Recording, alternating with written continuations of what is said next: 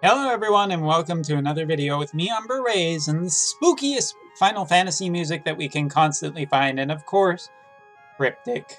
Aw, Cryptic just loves Halloween time.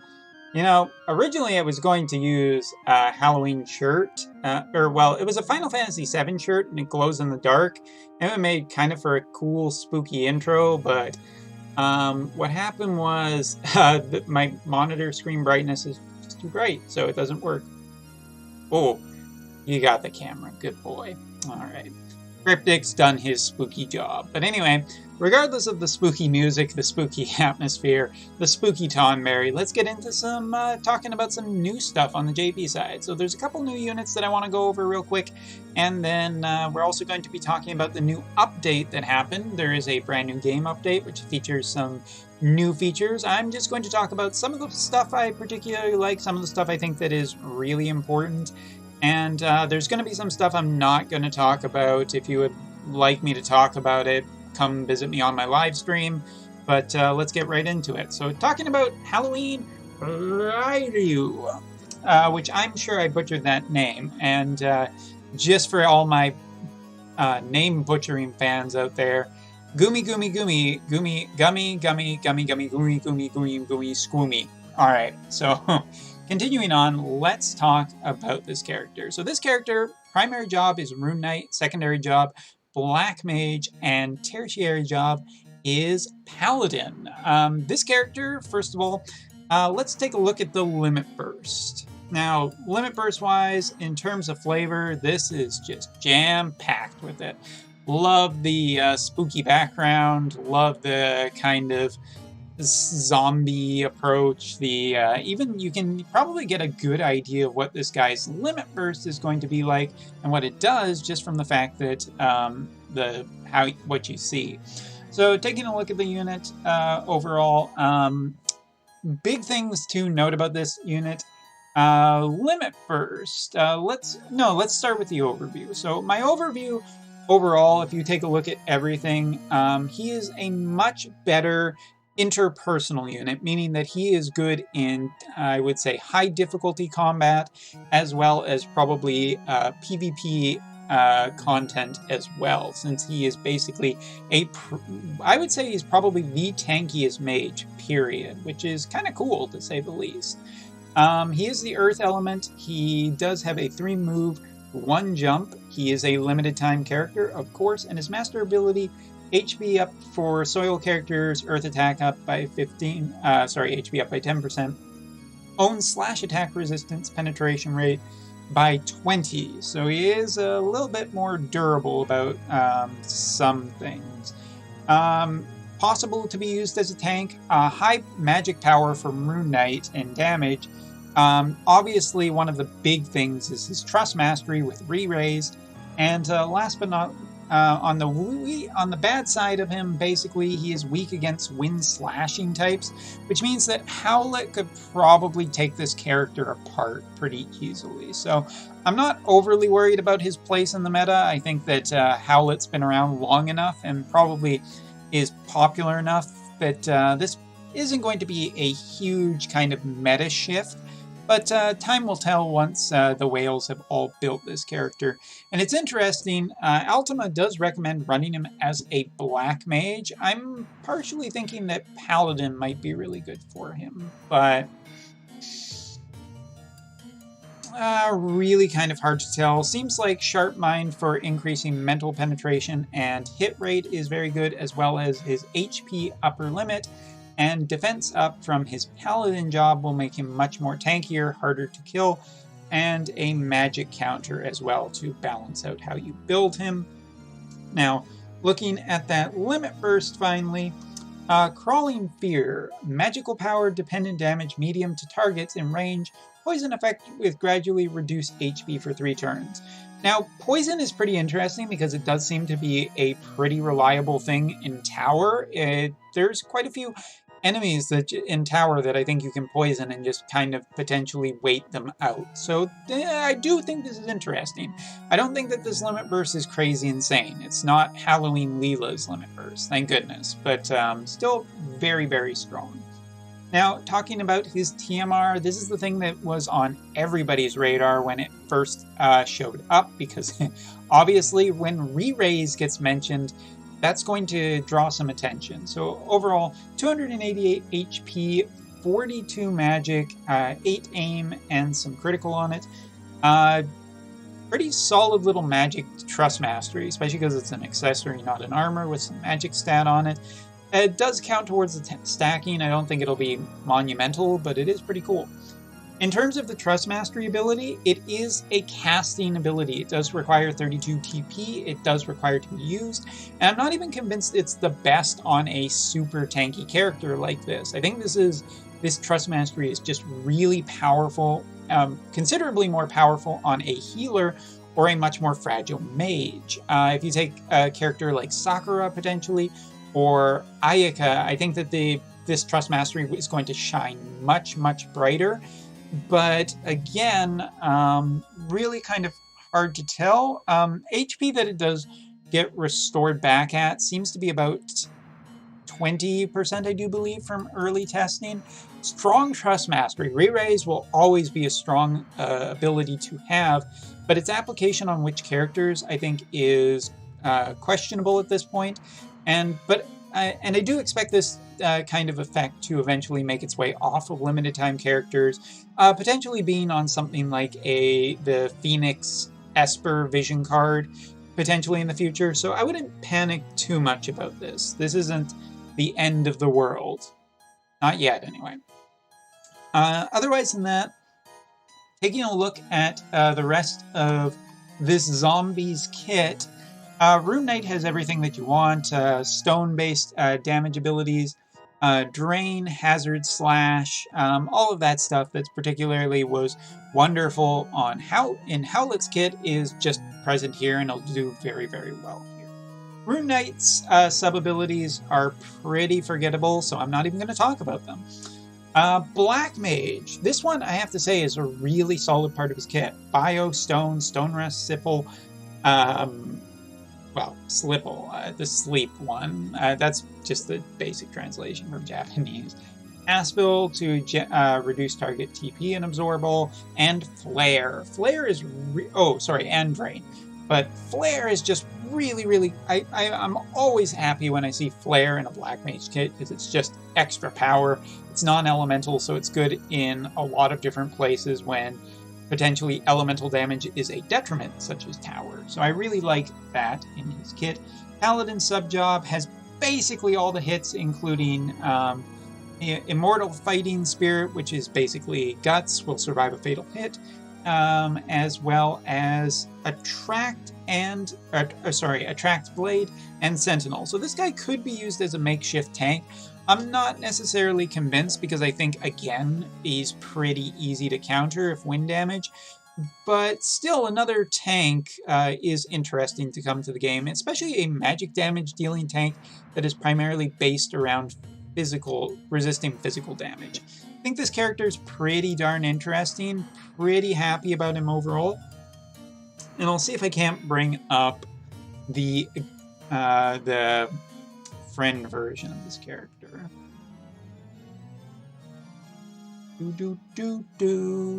This music's really good. Ultimisia's Castle from Final Fantasy VIII, if you're wondering. Never really make mention of it in the videos. Wait, sorry, that's the wrong one. Darn it. I'm just going to have to shoot this off of basic memory. So, Mr. Zombie, I do believe, with the kit, was approximately 58 defense, about 900 magic-ish. That's, with maxed out equipment, provided, of course, by the friend unit set up to test these units. Overall, just generally pretty good. The re-raise effect is strong, because essentially, in combined on the unit it comes with, well, guess what? Guts into re-raise into potentially Guts again, but if you get caught on bad timing, it may not matter anyway. So, strong, good, but overall, in terms of resistance, I do believe that he did have... actually, I took a screenshot of this yesterday. Big brain in it. Slash resistance was -5 from the build. Pierce resistance was +5, strike resistance -15, gunner resistance +15, or sorry, missile, or projectile, if you will, and magic +15. There you go. So that's basically how it looks. Now let's go on to the free-to-play unit, or the welfare unit. This is a water-based gunner unit, and I have to say that I generally like this unit so far. I don't think that she's going to be anything too amazing, but her master ability to start off on a very strong point does boost water units, water attack by 10, HP by 10%, and her own HP limit by 20%, and range attack resistance. Now, I still think she's going to have some particularly big weaknesses against a character such as Frederica or Niv. Basically being a water unit, she kind of has a little bit of a disadvantage, obviously, against lightning, but her missile resistance is partially there, so she can, you know, fight back a little bit about it. Stats aren't too amazing, but for a free unit that's level 80, 3,500 HP ain't bad. Neither is 600 attack on a gunner or 71 agility. That's actually faster than the zombies, so not bad at all. Taking a look at her strengths, shooting attacker who is good at debuff attacks, hate down in her trust mastery. Her trust mastery gun actually has -6 hate, which is also interesting for maybe protecting a gunner.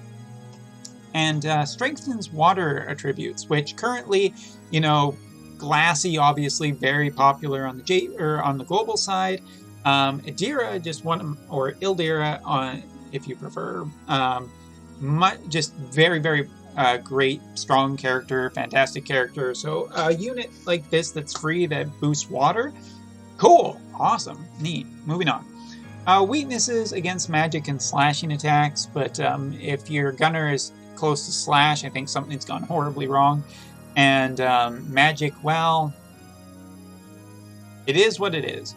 Her jobs, gunner, Viking, and sniper. Sniper is the one you're going to want to run, basically just because the inherent weakness in a gunner is direct line of sight is always a problem, and as well as elevation. So sniper abilities just kind of get by the elevation problem, and therefore are really, really good. Want to run her with mental unification, range +2, evasion rate down, and Viking tips, HP up and attack up as well, which will just make her a pretty solid little free unit. Counter smoke for her counter. Continuing on, gunner abilities, aim, blackout, aim at arm, aim at key points, and double shot, all very good. Double shot is actually really nice because it potentially works into some more water chaining. With Glassy in particular, I'm kind of interested in having another water chainer. It's one of the reasons that I'm actually currently building my unit, but my unit's not this advanced, so this is just better to show off. Gunner sub-abilities, aim at foot, advice, and sidewinder with counter shot. Looking at her Viking, knee crushing, killing axe, large throwing, potentially gives her another damage type, although I don't think it will ever be too amazing. Kind of nice to just have.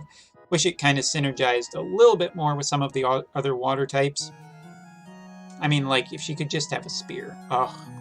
Anyway, moving on. Sniper, slow shoot, paralyzed trap, aiming, target share, barrier break area, which is damage to target after destroying the barrier that reduces physical damage. Not bad for a free unit.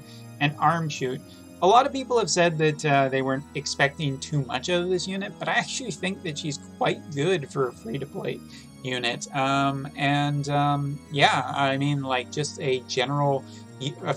basically, on the JP side right now, there's a lot of units coming out with these master abilities that are boosting certain elements, and you have to pull for all of those characters. But here we just have one that is basically, hey, look, the unit came out, and she ended up just having her, it just strengthens water.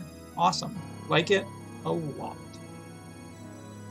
Alright, so now to talk about some of the other things, some of the bigger changes that have happened on the JP side. And there have been a few. First of all, probably one of the more impactful things on the game in terms of gacha is this. This is the first time we're seeing this. This is a Halloween board for the zombie.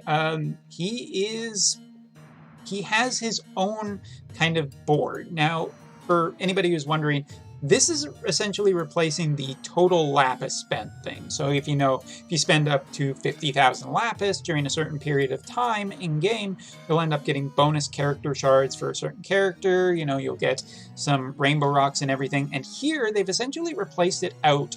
It is gone now. Instead, once you get the character and you start building the character, you end up getting this board. And by clearing it, you're getting 7 UR orbs, 1 rainbow rock. You're getting some limit burst pots, some trust mastery pots, and a total of, I do believe it came out to 75 shards, and that's without having counting it. I'm just going off what my memory is. You can stop the video and count it right now if you really want. Well, overall, this is a really tough one. I don't know if this is going to be an overall net positive or not, mainly because one of the big things about this is that obviously when it comes to the total lapis spent thing, I mean, it's much easier to potentially get those for everybody without having to pull the character kind of thing. You're just maybe going along and getting some character shards, but the character shards aren't for a character you necessarily want, so are you really getting that much value out of spending your lapis anyway? I mean, either way, you still need to pull the character, whereas here, there's less of a need to spend a ton of lapis. I still think 50k. If you're spending 50k in a character period, something's gone horribly wrong with the gacha element of it. But anyway, I'm personally coming down a little bit more on the positive side, mainly because the rewards seem net positive. Even if you do need to pull the character for it, I like the general encouragement of building the character and getting rewarded for it, as opposed to spending lapis. I actually think this is probably something that I really, really like, and I hope that this is going to continue into the future, because there's been a lot of times recently where I pulled a character like Nibble, or Niv. I just like calling her Niv because it's short. The new Thunder Archer on the JP side, and her, I do believe that she had the spend 50k lapis and get a whole bunch of character shards, and I never got close to being to that 50k. But if this was just around, I probably would have ended up with more character shards, and it would have been a slightly easier build. And I would not have had to worry about spending that much lapis anyway. Not that I necessarily stressed about it, but overall, I think that this is a general improvement to the game. I think this is way better. I hope that this continues, not only for limited characters, but regular characters as well. Again, it is pushing people to get the characters as fast as humanly possible, but you kind of want to do that because building characters takes time. And you want the character now anyway. If it's limited, even more so. So I like this, but I could definitely see the arguments that it is not going to be positive for everybody, so I'm willing to give you that one. We'll see, basically on the JP side, how much longer, or overall, like, long-term, whether it's a positive or negative. And then that brings me to this. And because I don't want this video to go on forever, this is going to be the last thing I'm going to cover. Again, if you want to talk about other improvements and enhancements, please come talk to me on live stream. This is the medal system. That's what I'm going to call it because I can't remember its official name anyway. The medal system is basically a reward for people who are currently playing the game. As you go throughout your entire month, you do certain challenges that you would normally do, such as, let's say, a certain number of hard quests in the month, or a certain number of arena, or a certain number of story. And you'll end up getting these coins, and these coins are for the next month. So you're trying to earn as many coins as possible before the end of the month, and then next month you get to spend them here. And basically every single month these reset. And first of all, I think this is good. This is an encouragement for playing the game. This is a reward for playing a game. This is not something they rolled back, so it could be a bonus. It is just a bonus. So let's go over the categories so people can understand. First category, item sales up. So If you are selling something in the game, you can end up getting I think it's like a 100 or 200% increase. Like basically things end up being that you're selling are doubled. So for people who are hurting on gold, hey, guess what? You might just want to save all your guild snappers if you can. And then just eventually, boom,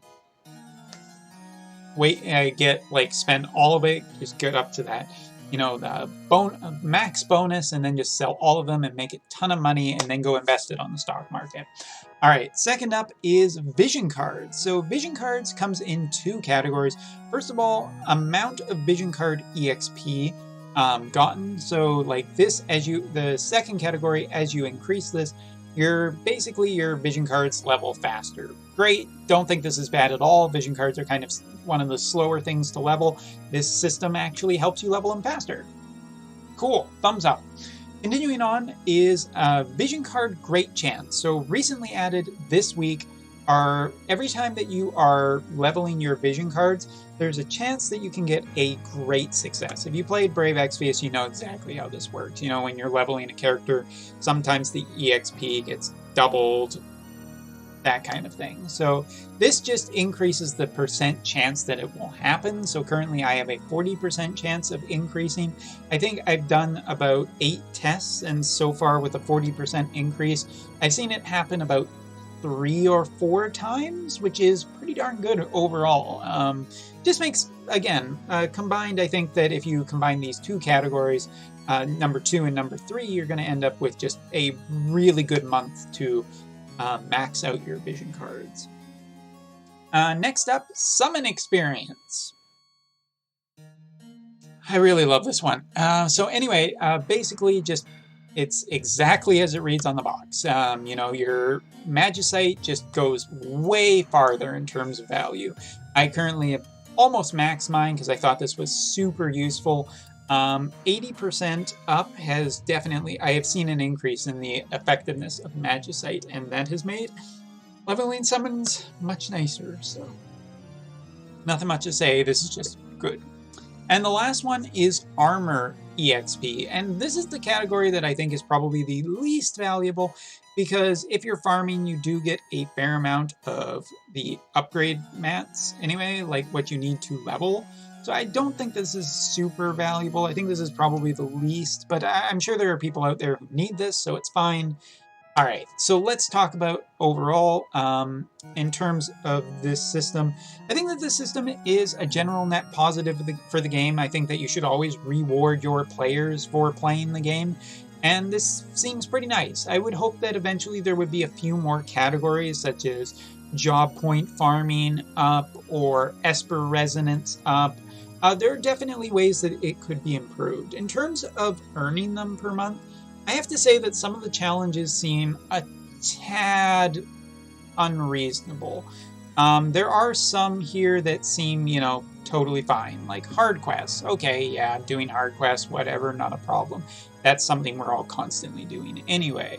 In terms of, match, okay, fine, doing a lot of matches, again, doing arena, doing chocobos, all of those things are things we're doing anyway, so that's totally fine. This one's a little more scary with the total of 2,000, and actually I've totally blanked on what it is.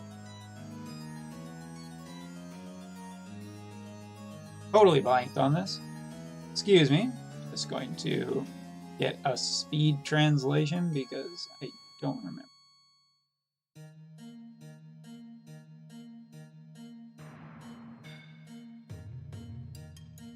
Secretary cumulative equity. Nope, totally don't remember it. But apparently I've done 24 out of 2,000.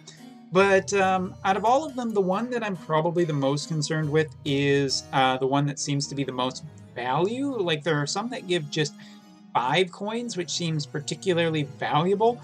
And this one is creating level 50 equipment maxed. Again, this wouldn't bug me a ton if books weren't such a problem. Again, books, I think, just in my general feelings, in my heart of hearts, I feel like book farming is just way too slow. So this is kind of a little tough to do. It does look like you only have to do 5, no, 10, never mind. I think that this is a tad extraneous given how slow weapon building can be. I don't know, maybe you just make a lower tier weapon +5. Maybe that's the trick to this. But it does seem like a tiny bit of a waste of resources. So, overall, general experiences. First of all, I think that the zombie unit first of all, if you like the character, I think he's strong. I definitely think he's strong. I think he would be, he'll be valuable in like PvP and PvE content. Don't think he's necessarily the best farmer because he's a little too slow, but everything else I think he's just good for. In terms of our new water gunner, I think it's Kraith. I think that she's fantastic. As a free-to-play unit, I can see some application for her. I can see her benefiting water teams and completing water teams a little bit more by giving them a projectile user as well and a potentially aid for chaining. So I do really like her as well. In terms of the Halloween board, I think that this is really good for limiteds, and I hope this continues, but we'll see how far it ends up going on the JP side. Still feels like it's in the testing phase. And last but not least, the medal missions. While I do think encouraging players is to play the game and rewarding them for it and making a lot of the stuff in the game much easier to do, I still think that there are improvements that can be made, more categories to potentially invest your coins in, and it would be kind of nice if the number of coins becomes a little bit more in the future. Until I've gone through the month of October, see how many coins I get just from regular play and how try hard I have to be on certain stuff. I'm not going to be able to tell you 100% whether or not this is a great system or not, but I am seeing some positives off of it right from the get-go, and that's great. So yeah, tell me, are you excited for any of this stuff to come to Global? Do you think this is great? Do you think it needs improvement? Are you excited for any of these units? Still doing that prayer circle that Global is going to get something Halloween before Halloween actually goes by. And I don't just mean another collaboration with Final Fantasy IV. It's still too early for it anyway. You guys still have like Tower number 2 to do. Alright, so anyway, guys, thank you very much for watching. Hope you enjoyed this video, and take care. See you next time. Oh, it's so creepy. Oh, you guys are gonna get it. You're gonna get it. Ah! Block the camera. There we go. Good way to end it.